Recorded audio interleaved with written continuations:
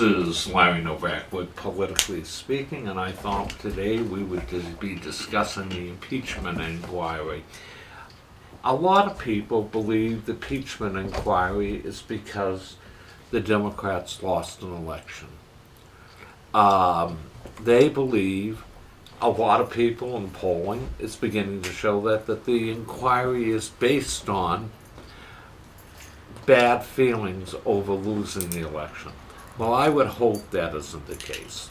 I would hope, because there's a diverse group of opinions. You can read two newspapers, and I did, and they came out with two different stories about the inquiry, opposing views. It seems that everything is so politicized today. Was there a quid pro quo?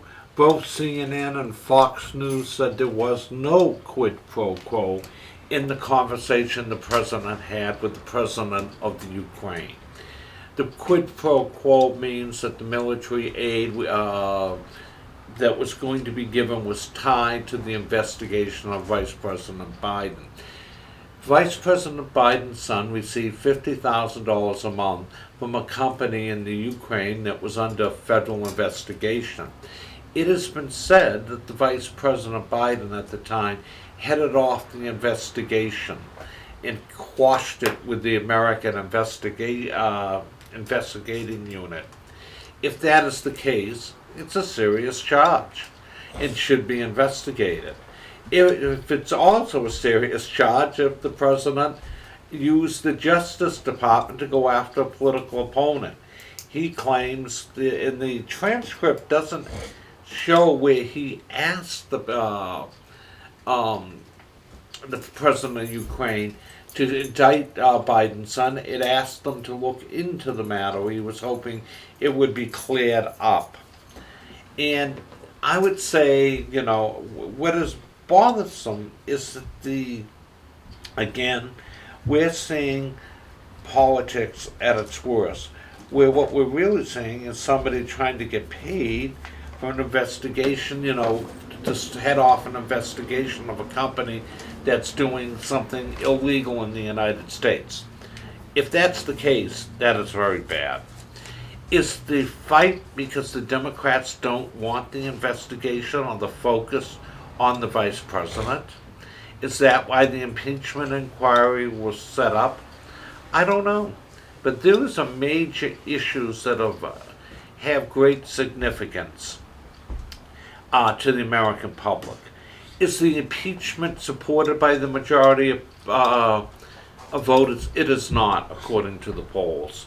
It is overwhelmingly 35% of the Democrats don't want it, and the unenrolled Republicans are astronomically opposed to it.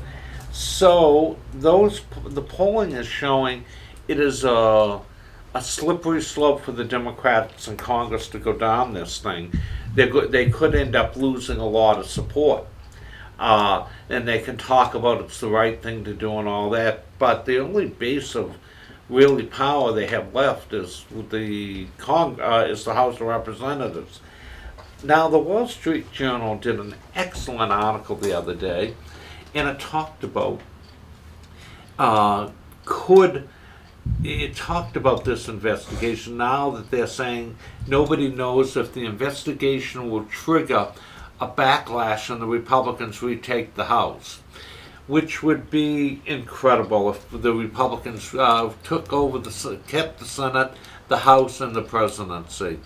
It would surely show that the American public has rejected the push by the left. In the Wall Street Journal's article did quite analysis that there are 58 districts in play right now that could swing back to the GOP, giving them control of the House again. And that would be a shockwave to the Democratic establishment. Locally, in Massachusetts, Republicans still have a difficult time raising adequate funds to compete. They're not raising enough money to compete on a statewide basis. Massachusetts is, a one-party state, and it is viewed that way. New Hampshire is more in play. Both the first and second congressional districts are going to be on the hit list for the Republicans. They're no longer assured things for the Democrats. Maine's second district is also in play, and you cannot determine who will emerge on top in the Maine second district because of this volume of this new voting system that they have, which I don't think is something that is helpful to the public. So it could be those three districts will be targeted by both political parties to attempt to hold them. Three races that could swap. 8 districts in New York are targeted by the Republicans. So that is going to be in Pennsylvania. I think there are 6. So the fight will be in the Northeast this election of numerous ads, numerous mailings, talking about what is going on and why they should support either political party or the other. It is alarming that the social wing of the socialist wing of the Democratic Party has taken over. It was it looks like Elizabeth Warren has moved up in the polls, and I'd like people's opinion. Do you think she should be president of the United States? Give us a call at 508-822-1106. I'd like to hear your opinion, the public's, if they're supporting Elizabeth Warren for president. Will she finally be able to do something? Can anybody name one thing that she's done as United States Senator? Give us a call at 508-822-1106. The Brockton Mans election took place 2 weeks ago, and I was not here last week due to the fact that I had an allergy attack. And I want to point out that my prediction was off. The 2 finalists, which I said could happen, I did predict that Sullivan would come in number 1, and he did come in number 1. I thought Mark Lawton would come in number 2, but he came in number 4. The second one was Jimmy Pereira. And so it's going to be an interesting fight to the finish. And I would think it turns out on voter turnout, and if the thing, it seems to be a racial thing now, and voting as a block. Minority voters one way and white voters the other way. So, Sullivan won big in the preliminary. He won, and as I predicted, we saw City Councilor Darren Port eliminated from the finals, and I had predicted that. You could sense it by talking to people in the city. He's saying, and the Enterprise is trying to help him, that his star is rising still. I do not hear that. I do not hear that from people in the street. I hear just the opposite, that his viewpoint wasn't mainstream, and they were glad that he is no longer in elective office. And I think it would be very tough for him to come back to elective office.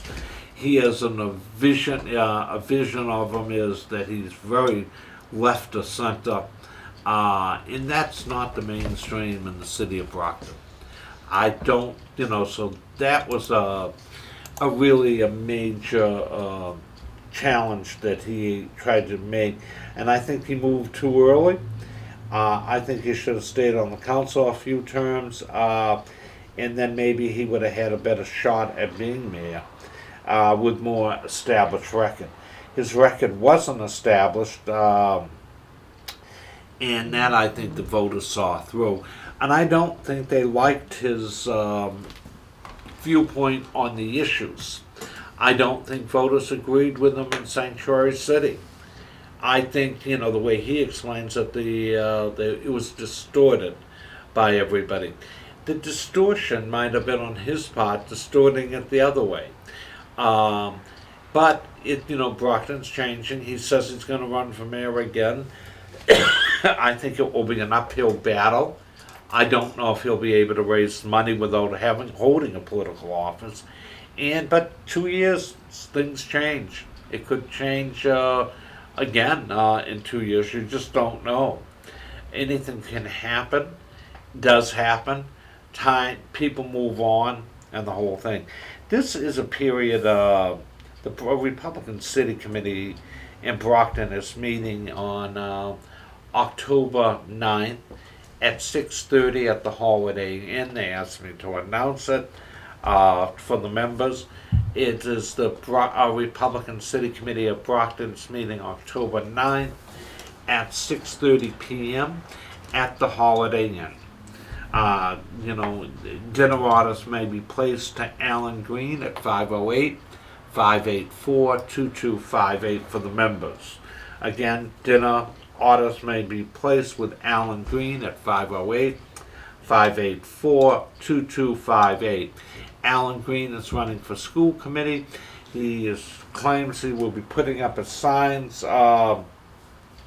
in the next couple of days. You'll start seeing green signs appearing in Ward 3. The Ward 1, there was a city council race. Mr. Cruz won big. So the indication is the challenger, Steve Lemus, I think is how you say it, has an uphill battle to catch Mr. Cruz. He only got 460 votes to Mr. Cruz's 1,100, I think. So that is an uphill battle for him. Ward 3, Dennis Ironeri and Mr. Green, another Green, are running for city council seat. It will be interesting to see who emerges on top. The Ward at-large seats, Winthrop Fowler came in second to Mr. Rodriguez, the proposal of sanctuary cities. And people should remember, he is the gentleman that proposed sanctuary city. The other two people that came in was an attorney, an immigration attorney, and the ward councilor in Ward 5, Ann Beauregard, who's an extreme left-wing politician. The council seems to be having, if you're a white male, there's a backlash against you in the city right now, and that's never a good thing. And when you analyze the mayor's race, it broke down upon ethnicity. You saw the Cape Verdeans voted as a block for Jimmy Pereira. The Haitians voted as a block for Councilor Davenport. The whites voted as a block for Mark Gordon and for Mr. Sullivan. So the races clearly was a factor in the election. If that continues, we will have a very divided city, which is never helpful. What should be done is voted on the merit of what people can do for the city and who can best advance an agenda to make Brockton a better quality of life. That seemed to be lacking in this election. It was more on if you were Haitian, you voted for one candidate. If you were Cape Verdean, you voted for a candidate. And the whites split the white vote. Not a good thing. Winthrop Fowler came in number 2 on the council at large, but it's substantially behind the acting mayor, which was surprising. Showing a softness in his vote now. As a former mayor, you would think he would have come in first.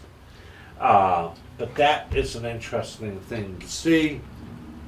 Evidently, people harbor some ill-gotten will towards Mr. Farwell. For what reason, I do not know.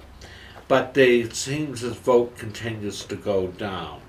Now, there was a ward of race in 1 for city council.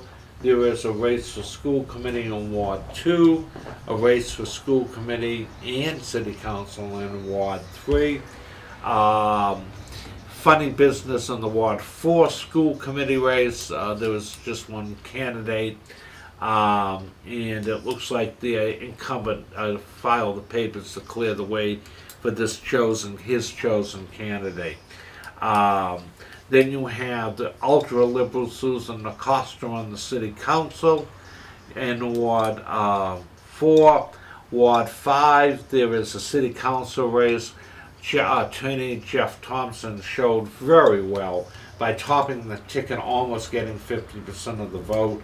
In my estimation, he's the next city councilor from Ward 5.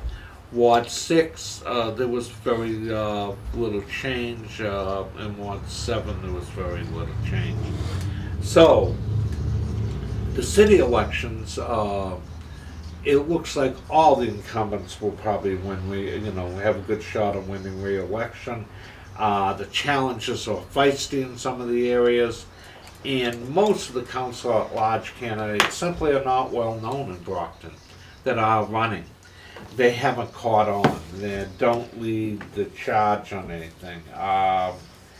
And it's becoming more diverse, and people are voting on their ethnic makeup more than on anything else, which is, in the long term, very bad for the city.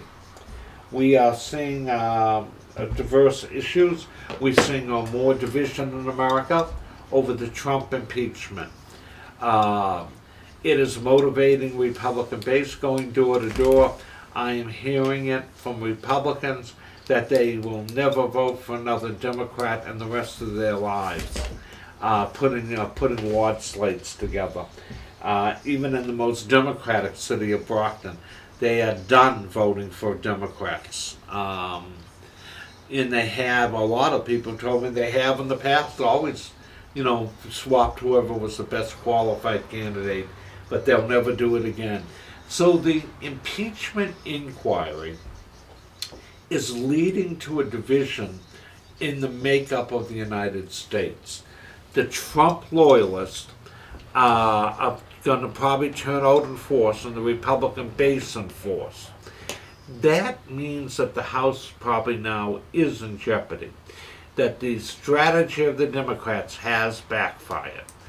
And if that motivates the Trump base to go out, anybody could win the House of Representatives, and we won't know till it's done that evening. It's amazing to me that there's no compromise anymore. There's no down the middle. Nobody tries to work for the common good of America. The public is not attuned in and should demand solutions to problems, not just rhetoric all the time. There are no solutions to problems. Nancy Pelosi is one of the most partisan figures in the United States today. She talks one way and is very partisan. If that's what they want, so be it. I mean, a division in the United States. There are as many registered Republicans in America as there are Democrats now. So it's no overwhelming thing to get the base of your vote out if whatever party turns out in force is going to win this election. Unenrolled voters are tired of, when I say unenrolled, independent in some states, are tired of the gamesmanships going on with the Republican and Democratic Party. They want change. They want solutions to problems. They want the streets paved. They want a new infrastructure bill. They want something accomplished. They want the debt lowered. The debt is at an all-time high and it's alarming. Who's going to pay these bills off? Well, it won't be my generation. It will be the next generation. And can they pay them off? Well, they will be taxed like England at 90% of earned income and you get to live on 10%? That's poverty level for everybody then. It means things are getting worse. We're going to take a short break because it's so that our advertisers that pay the bills can be heard. When you need your business to reach your target audience, let us help you get back into the game. We do college recruiting CDs covering Little League Baseball and high school sporting events. We get it done right. Of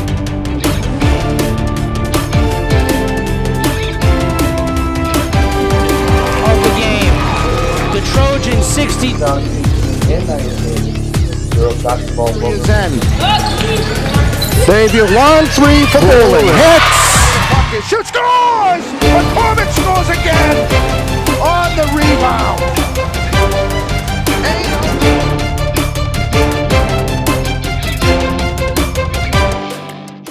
This is Larry Novak with Politically Speaking, and we are back on the air. We were discussing the mayor's race in the city of Brockton that really broke down along racial lines. It is seeing the racial divide in the city is not good if the election continues on those terms. It was a heavy preliminary turnout. There were, I think, 7 candidates, and now we're down to 2. And I had said that Jimmy Pereira could come in. I thought Mark would beat Davenport, but he didn't. He came in 4th. So, I mean, it is an interesting race that's developed. I think what you'll see is the minority votes go with the minority candidate and the white votes go with the white candidate. And if that is the case, it will probably be a big Sullivan win in the city. The old white voter turned out in force. When I was at the polls, I stood in line for 20 minutes in Precinct 1 that day. And it was a line to get in and a line to check out. And it showed that when I was there, it was an old white vote, like me, old and white. I mean, the minority community did not show out in force in that precinct in that part of the city. It is probably the most white part of the city anyways, but when Obama ran, there was a big minority turnout that day. There wasn't a huge minority turnout. The Haitian vote is in other wards, and it turned out for the Haitian candidate, and the Cape Verdean vote turned out for the Cape Verdean candidate.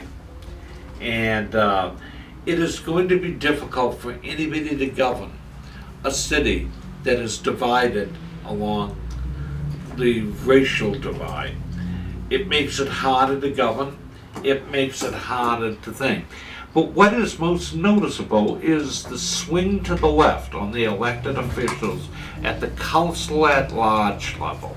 Ann Beauregard is a left wing, very left wing, and as I understand, the immigration lawyer that one, and I can't think of her name right now, is also left wing, and she came in a strong 3rd. Ann Beauregard came in a weak 4th. But, you know, the turnout will be a little bit larger come the final, and we'll see. Miss Beauregard's actually is probably it's not well known citywide. And if she were, and then if their viewpoints were well known, I think people would have voted for other candidates. Where they stand on the issues has an impact. Drive through Ward 5, and every street in Ward 5 needs to be repaved. Where has she been to articulate the needs of the ward? Missing in action.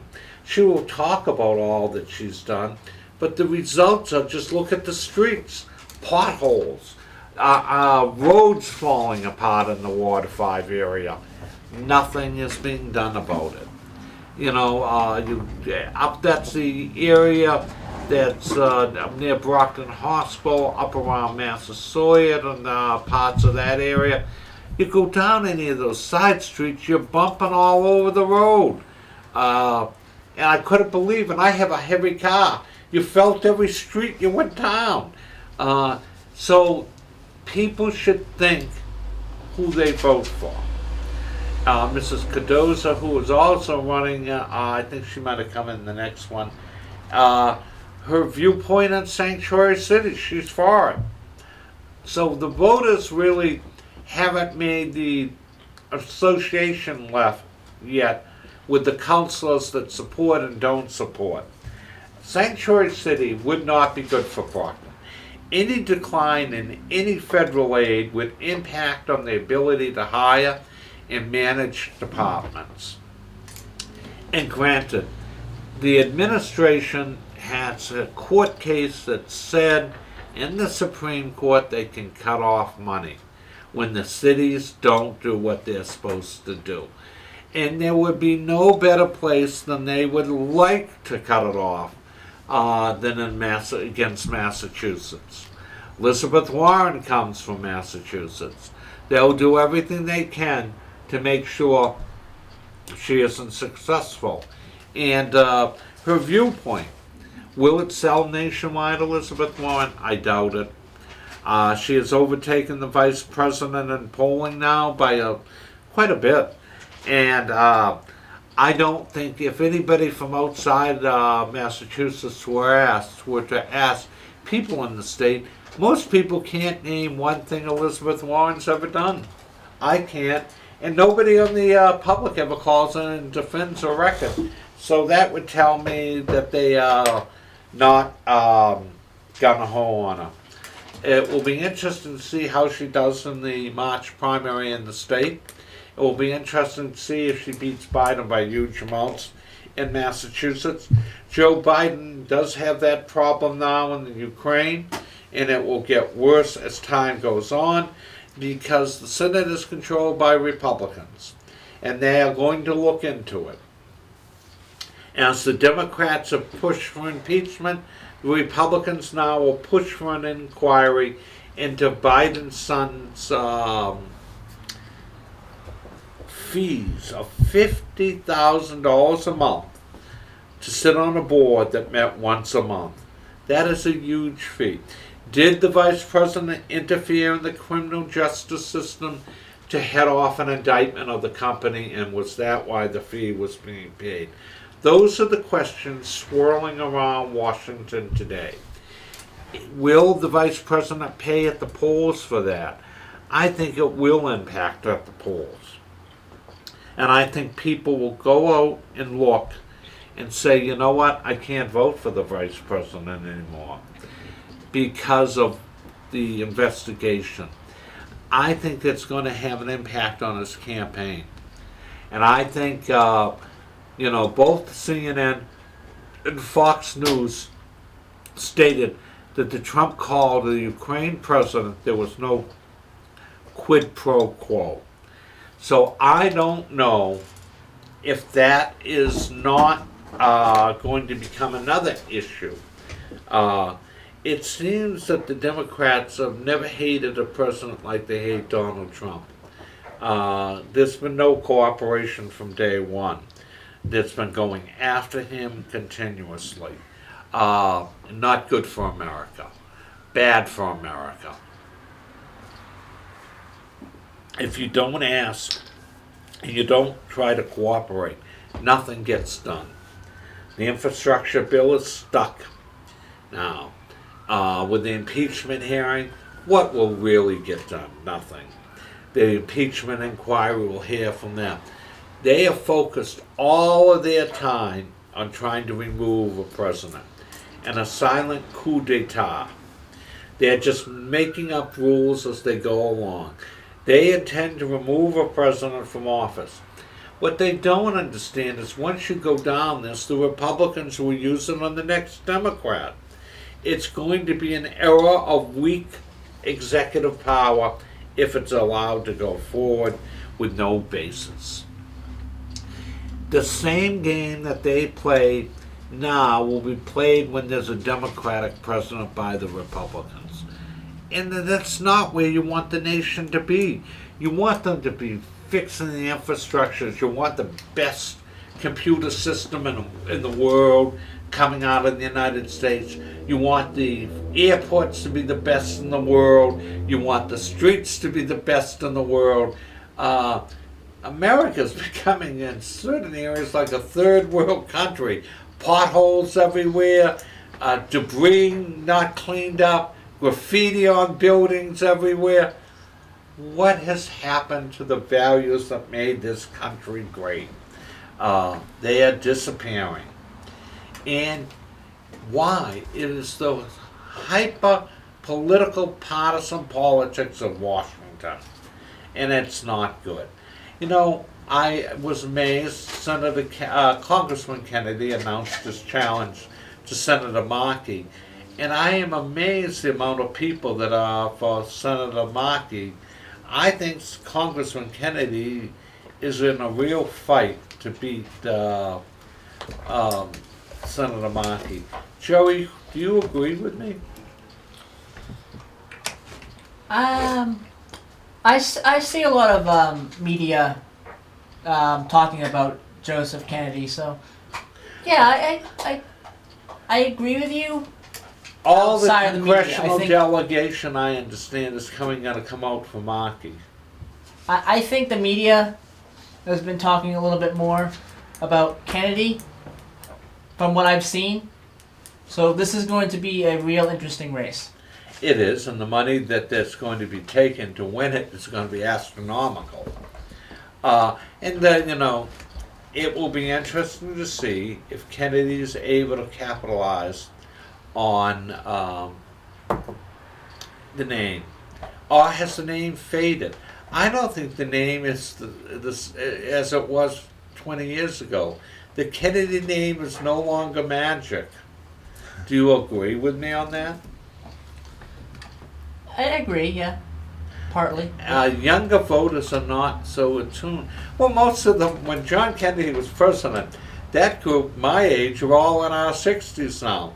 So, our 60s or older. So the voting bloc that voted for John Kennedy has disappeared. It's the same thing that happened to the largest and the Sultan stalls in Massachusetts. The voting blocks are disappearing. And he's going to have to give a relevant reason why he wants to be senator. And I don't know if that reason exists. Tony, do you... I agree with you, but the polls, The polls coming out show he's up by 8 points only now. yeah, And the polls will show that they thought he was up by 12. He's dropped 4 points, Kennedy, in the last couple of weeks. And that's unusual based on the fact that he had his announcement last week. Usually a person makes their announcement, they go up. And they, the thing. More interesting is Markey has more money aside than Kennedy at this stage. Do you think that's going to matter with Kennedy? I think it does, because the Kennedys were not able to raise the money in the Illinois governor's race. They simply were not able to outspend the Democrat in the primary. So, I mean, it does have an impact. And I think it's going to have an impact. In the Illinois governor's race, one of the Kennedys ran, he came in third. The two other Democrats outraised them. So it will be interesting to see if that's going to stay the course in Massachusetts. Markey's going to have to make a real effort to win. And that's healthy. I mean, it shows things are changing, and I think the change is good. Whoever wins, will then face a final, which should help the Republican candidate. A divided Democratic primary should aid a Republican. It will be interesting to see what happens. Joey, do you think the Democratic Party will be divided after the primary? I think so, yeah. Do you think that helps a Republican? I think it helps them a little bit, yep. Right, and Republicans got to stand for something and get known. He can't be someone that's never run or never held office before. But I mean, will be an interesting fight in the U.S. Senate. I would think that Charlie Baker might be able to win that seat if he ran right now. And with the final, if it was Markey, Kennedy, after a bloody Democratic primary, Charlie Baker would have a chance of winning. Do you concur? Yes, I agree. So it'll be interesting to see what will happen in that race. and to see if the governor decides to take the plunge and run for U.S. Senate. And that way it would keep the governorship in the hands of the Republicans by the lieutenant governor being elevated to acting governor. And otherwise, I think she's not well known and will have a tough time. Do you think she's well known, the lieutenant governor? No, I don't think she's that well known. Karen Polito. So it will be an interesting thing to see happening. And women haven't done well for governor in the Commonwealth, even in both political parties. Evelyn Murphy didn't win. So you just look at it and you realize it's still an uphill battle for any woman to be elected as governor of the Commonwealth. But I do think that Baker would have a good shot after a Kennedy-Markey if the primary is bloody. And I think Markey will make it bloody because he isn't going to be pushed out of the Senate seat. He's going to fight, and he's going to go down fighting if he goes down. Well, it'll be an interesting thing. How do you think Middleborough will vote? You're from Middleborough. In the governor's race? No, in the Senate, Democratic Senate primary. I'm not sure. Do you think that's Kennedy country? Are you represented in the House of Representatives by Kennedy? Or Keating? I don't think it's Kennedy, no. You think it's Keating? Well, it'll be an interesting thing. It will be interesting to see how Taunton will go. It'll be very interesting to see how these southeastern Massachusetts, how it votes in a Kennedy Markey primary. I thought the endorsement by Warren was telling. She quickly endorsed Markey. I think that it was Presley, the other ultra-liberal, did not endorse Kennedy. She's going to remain out of it. So Kennedy, I don't see where his allies are so far. He's picked up no endorsements by anybody. Have you noticed that? Yes. And I think that's telling with all that they, because they were in this state the Democratic Party for many years. They're the ones that built the Democratic Party to the overwhelmingly dominance it is today. And so it will be interesting to see what transpires in the weeks ahead.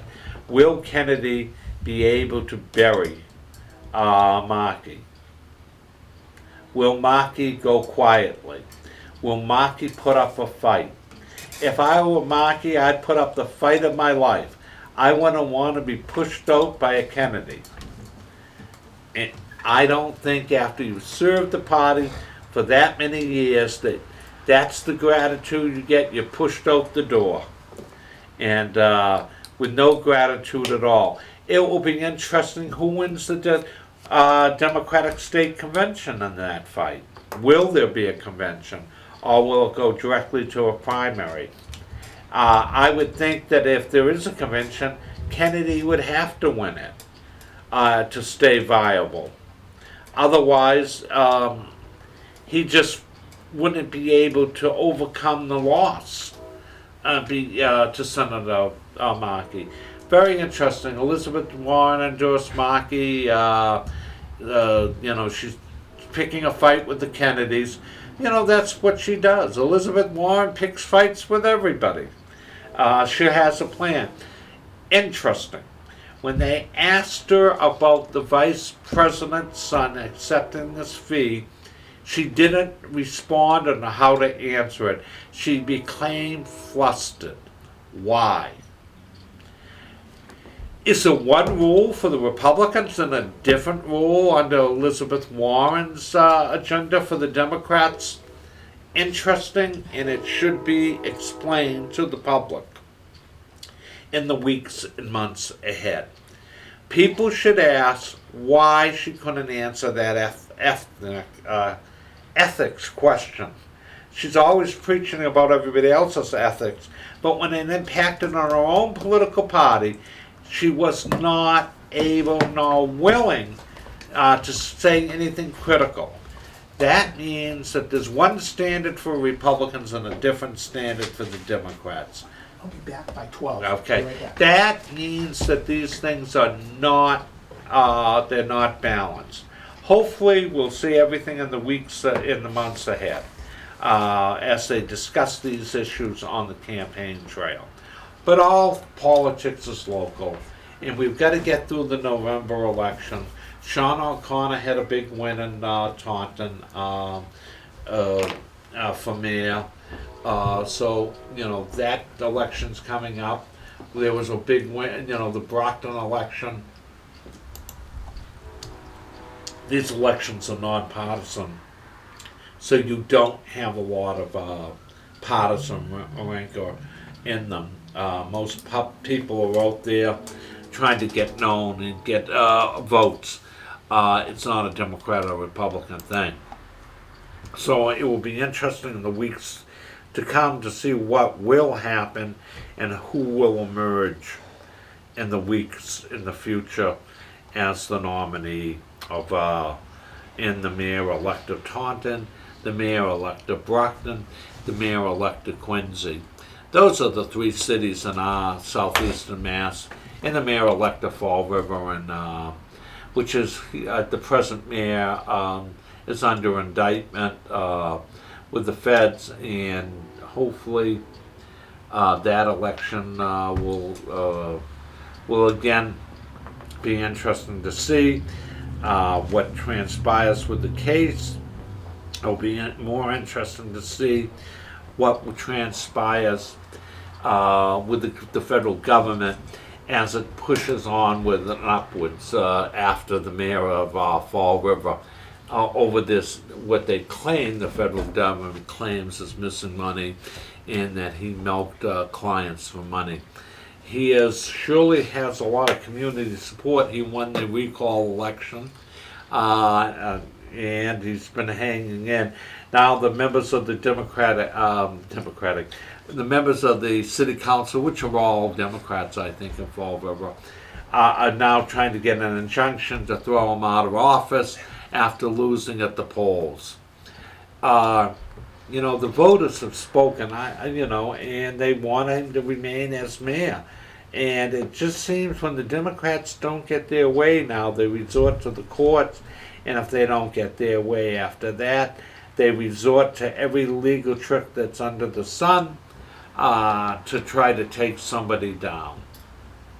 So, it is well thought out plan in the future to come, and hopefully we'll see major change in the weeks ahead. And we'll see the Democrats again fighting this war doesn't need to be fought. I think the best way to do it is if people on both political parties would you come to common ground and attempt to accomplish something to get it done. Otherwise, everything's stalemated. We need, in the weeks ahead, to address the immigration reform in Congress. We need to address the infrastructure bill. We need to address there's a bill for inmates over 60 in federal prisons that has not been, they've asked Congress to clarify the rules, the Bureau of Prisons. So hopefully that gets done for inmates that are hanging in the wind. Instead of this partisan bickering in Washington, let's do something for the American people. Let's get the infrastructure bill done. Let's get the prison reform bill done. Let's move America forward. Let's get the tax cut bill for the middle class introduced and passed. The middle class didn't receive a big break under Trump's last tax reform bill. Maybe they will in this new tax reform bill, and they deserve it. They paid the burden of the taxes. They're the ones that go out to work every day and keep the economy moving along, keep America strong. They're the ones that sacrifice for the country, the middle class. They're the ones that hold the values of America dear. They're the ones that do all the hard work and heavy lifting. They should be rewarded with that tax cut bill that the president has promised, and let Congress act on it. These do-nothing Congress must stop. It accomplishes nothing. It is too partisan. Nancy Pelosi is too partisan. She is one of the most partisan members of Congress now. It's time to tell it like it is and don't rose cover it, everything. You know, if we're going to go down that path, just remember, political parties come and go and change happens. Someday the roles will reverse and Republicans will be in charge, and they will do the same thing to a Democrat president. Not wisely thought out, long-term implications not good, partisan moments not good. Hopefully we'll get over this and we'll move on. We have elections coming up in this year for president and the Congress and the House and Senate. Will this motivate people to go out and increase voter participation in the impeachment hearings?